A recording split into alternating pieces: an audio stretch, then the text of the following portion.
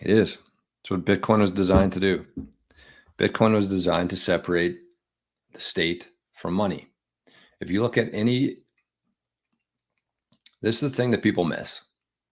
If you look at any issue we have in the world right now, point to anything, literally anything.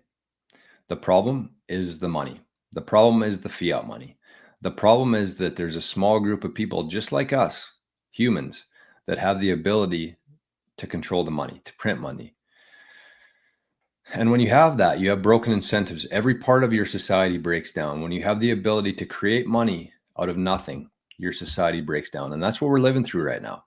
It was a very long process to get here. There was 2 wars, 2 world wars. There was a bunch of different things that happened to get to this point, but we're here now. And that's where we are. We're very fortunate to be here, but we have to tread pretty lightly right now. King says, have a great weekend regardless. That's the other part of it too. You have to enjoy yourself.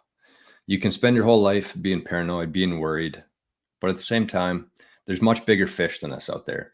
And the one thing that I would say is that it's very similar to if there's a group, let's pretend you're on a hike with a group of friends and you see a grizzly bear in, let's say it's Joshua Denison in BC. Sees a grizzly bear.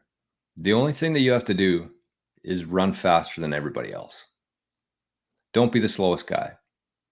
And it's the exact same with Bitcoin. Don't be the lowest hanging fruit because they can't come after everybody. Logically, they can't come after everybody.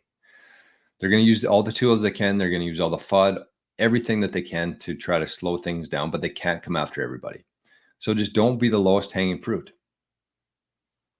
Get your money off the exchanges, get your Bitcoin off the exchanges, get into a good device, and consider, if you have an ETF, consider swapping that into some Bitcoin that you can actually self-custody yourself.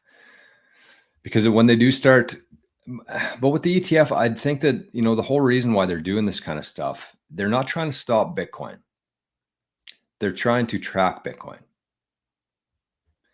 So with the ETFs, that whole thing was a push towards KYCing everybody's Bitcoin. They know that they can't stop Bitcoin.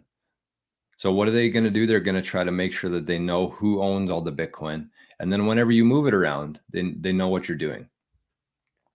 Thankfully, we're still here early enough where we can put things in place to prevent that. But at the same time, that's this whole ETF push, is to get KYC on everybody's Bitcoin. So, if you're holding an ETF right now, I don't think that they're going to come after the ETFs anytime soon. But it's just, the best place your Bitcoin can be is in self-custody in a very well-protected area.